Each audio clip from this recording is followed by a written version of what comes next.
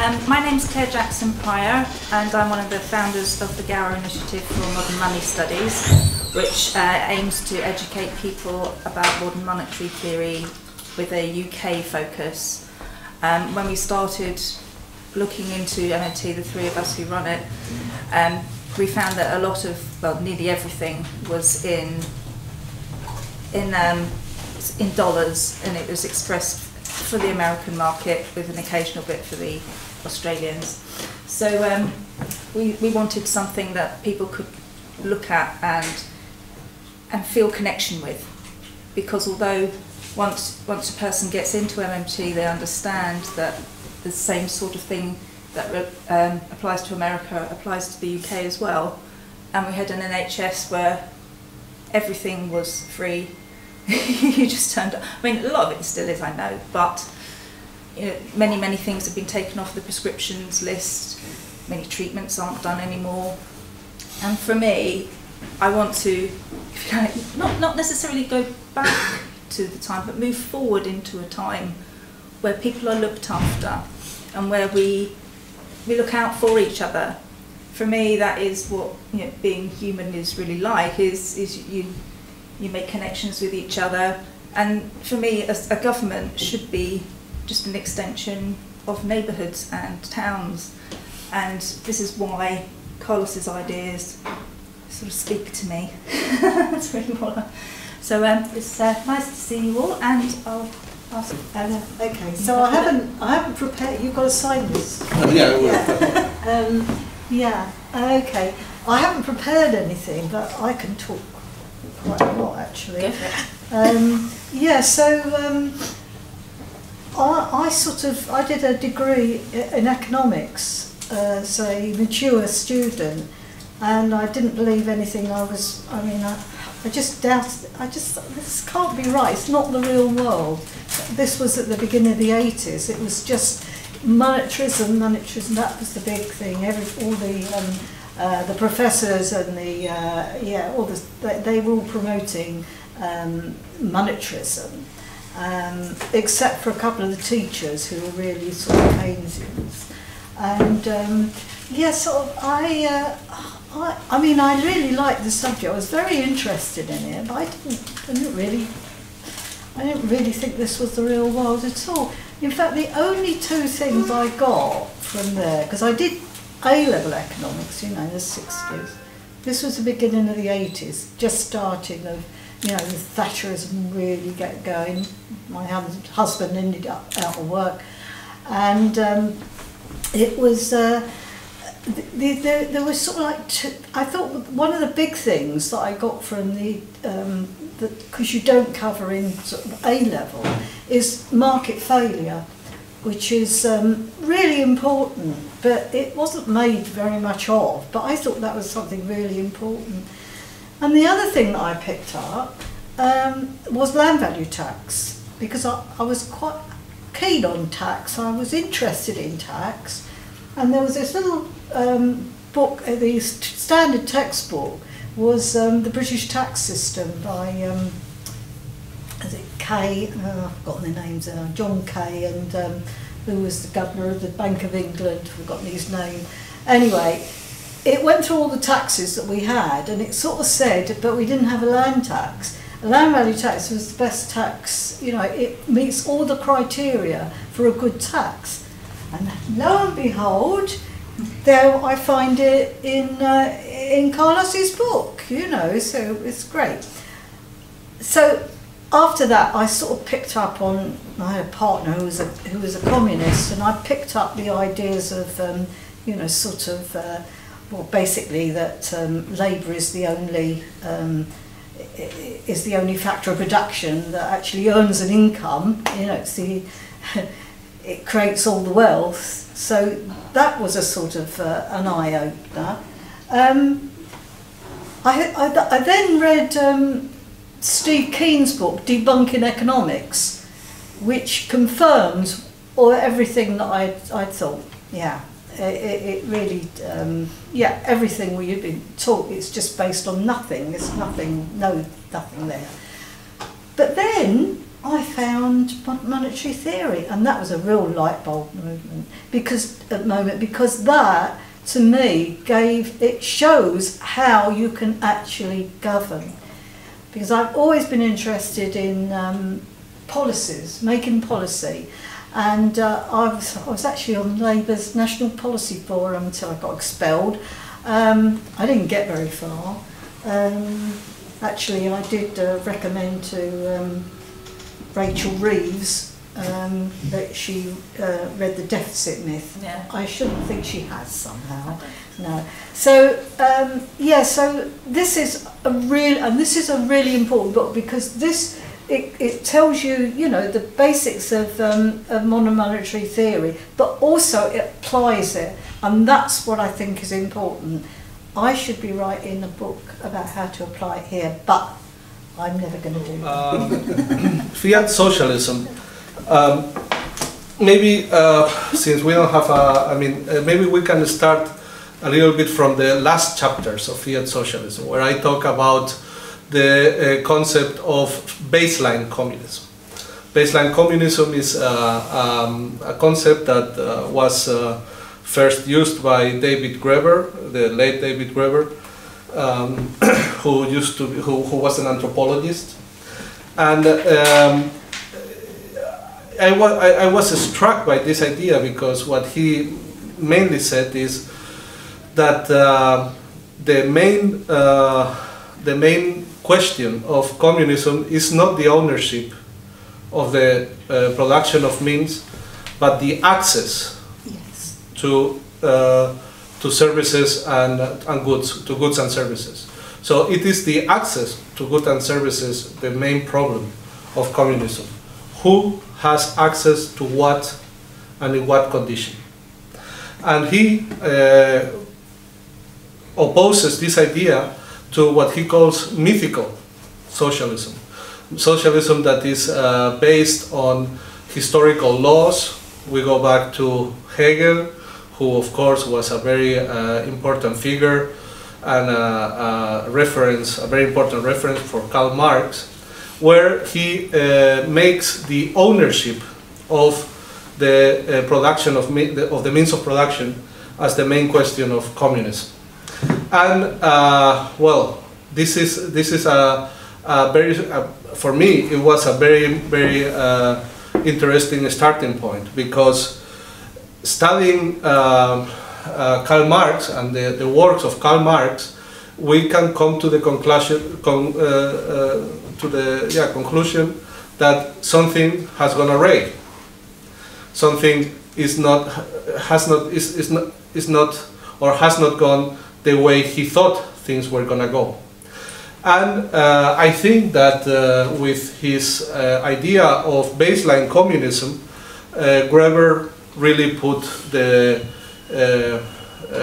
really was spot on.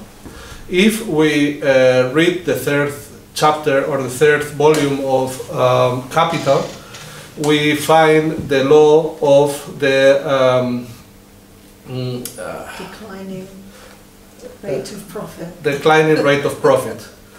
Or there are other translations, but yeah, the law of the tendency of the rate of profits, the law of the tendency of profits to fall. And there we do find a historic law, what Graeber would call mythic communism. And this law is not a law about preferences. Karl Marx doesn't say, I prefer everything public, I don't like private enterprise, I don't like entrepreneurs, I think they are very bad people. He doesn't go to this kind of rhetoric. What he says is that any system that allows private enterprise is doomed to fail. Because the market, once you allow it, the private market will grow and grow and grow, and the only possible end of this system is the collapse. Like we had the collapse of the Roman Empire and the slavery, or we had in the Middle Ages the collapse of feudalism. You know, so that is basically the third chapter or the third volume of Capital. Any economic system based on the private private enterprise, the means of production being private, is doomed to fail. Is doomed to fail because the contradictions can only tend to grow, the misery can only tend to grow, and at the end everything collapses. And here we are. Here we are where this didn't happen. And these two factors, on one side, the idea of baseline communism focusing on the access to goods and services, opposed to the idea of mythical communism based on historical laws that at least in the case of Marx didn't happen, is what made me question the whole picture. And there is where modern monetary theory came along. And in my opinion, through modern monetary theory, we can find a commonality. We can find a meeting point between the concept of baseline communism and the ownership of the production of means. And in the book, I talk about the Mosler law. Warren Mosler, together with Bill Mitchell and Randall Wray, is considered the father of modern monetary theory. And his law, the law of Warren Mosler, says that no matter how deep a financial crisis, no matter how deep a financial crisis is, you can always solve it by increasing public spending or by reducing taxes. You can always get out of it, you know. So, and we are talking about financial crisis, not real resources, but financial crisis. So there is a third factor here that comes into play, which is public spending. In the scheme of Marx, that Marx exposes, we only find two factors, which is the owners of the production of means and the workers who work for the owners. But the government, as creator of money, as the agent that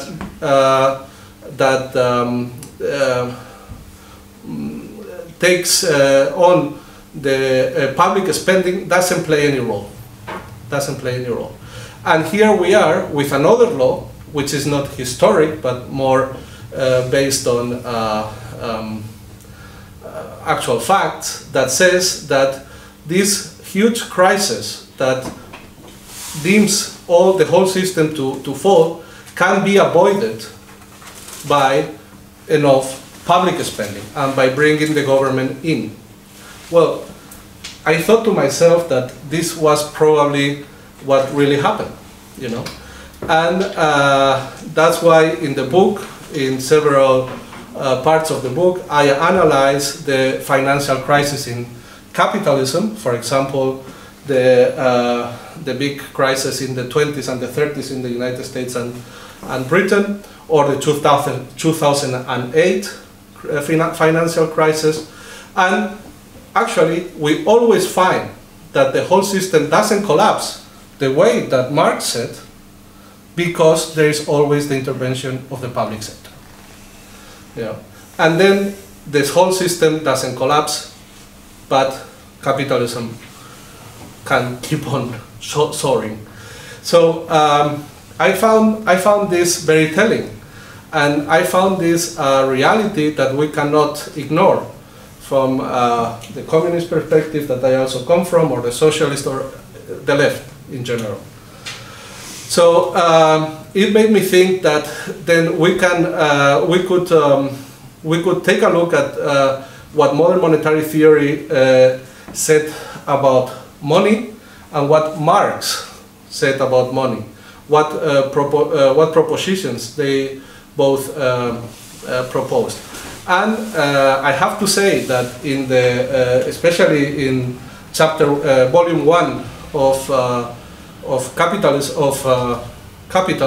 but also in volume 2 where Marx talks about credit, we have a theory of money based on commodities, commodity money, commodity-based money. Money is a commodity, like gold, like silver, you know, that you can run out of, and then you cannot spend more than that, because it is another commodity like any other. And when we take a look at Warren Mosler's propositions and modern monetary theory propositions, we have the idea that money is not a commodity, but money is always debt, and has always been debt. The reason why we have fixed this debt account that we call money to commodities, for example gold, has been a technological problem. How could we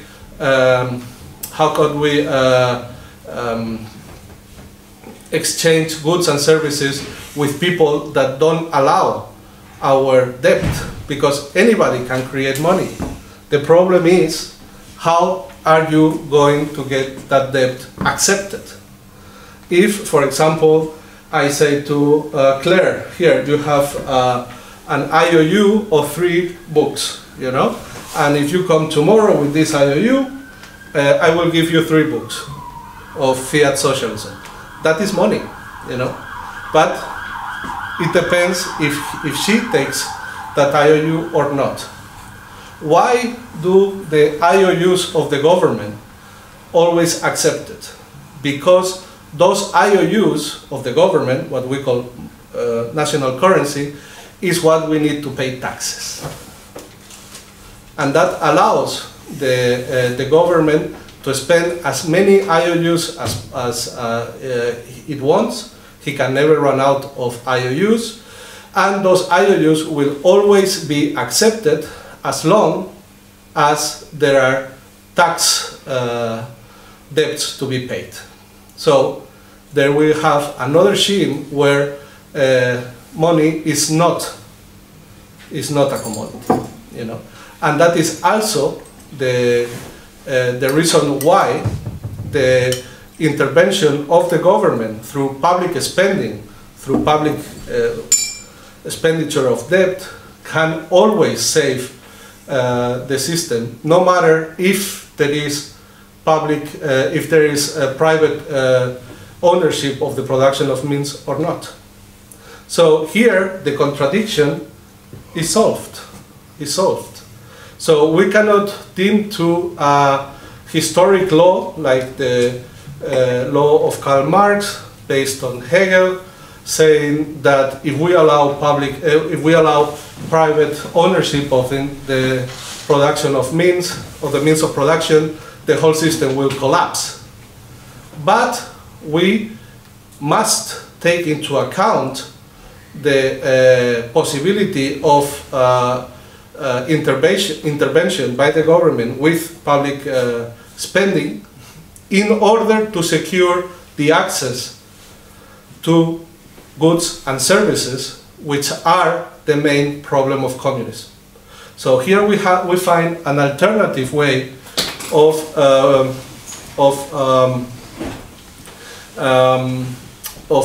focusing the problem of communism. If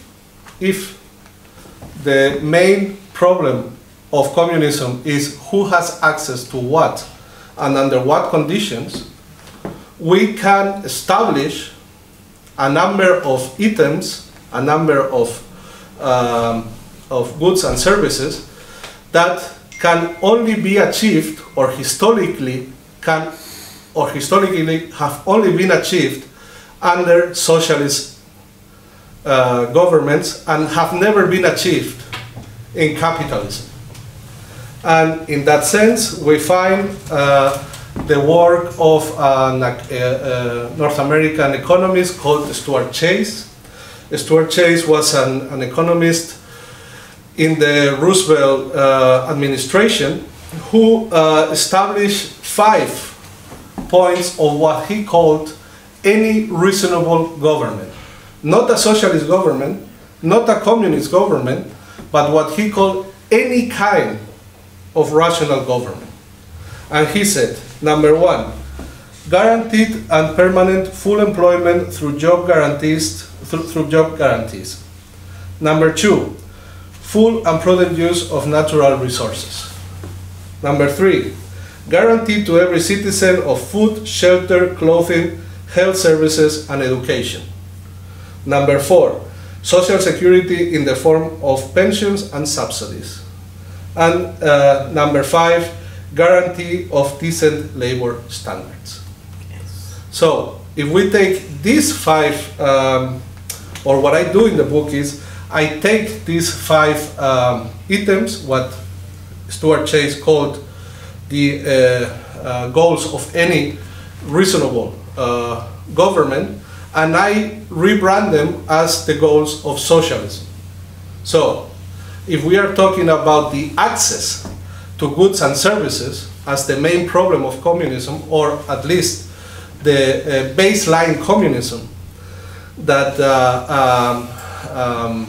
David Graeber proposes, I think that we can find these 5 points as the main goals of any socialist government. For example, and the reason why I think this would be system change, or a change of economic system, if we guarantee this, is because if we take a look at these 5 points, they have never been achieved under capitalism. Capitalism will never allow full, permanent and guaranteed full employment. You know, if work and decent labor is a right that everybody has access to, and the same thing with the other 5 points. So, in my opinion, and that is what I propose in the book, any system that beyond the ownership of the means of production guarantees the access to everybody to these 5 points can be called socialist. And that's what I did, that's what I call fiat socialism. So there is an important article that was also published by the Gower Initiative, and that is also part of the book, which is called A Practical Exercise for the Reconstruction of the Left. So I propose that the first thing we have to do is collectively, through the Communist Party or any other parties that we are members of, to decide how big do we want the public sector to be. What do we want the public sector to provide directly? You know, and through democratic discussion to say, well, this is the size of the public sector that we want, and the rest we can allow the private entrepreneurship to take care of it. We can provide ourselves with those other goods and services through the private enterprise. And this would be possible if by the means of modern monetary theory we take in consideration the role of the public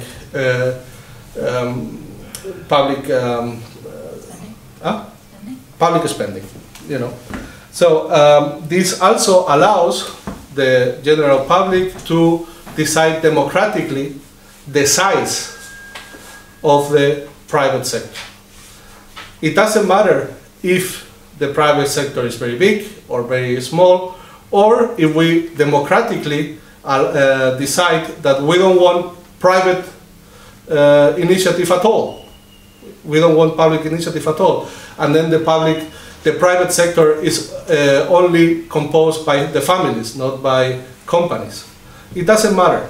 With the intervention of the public sector through public expenditure, the system will not collapse. So it would be possible to decide the size of the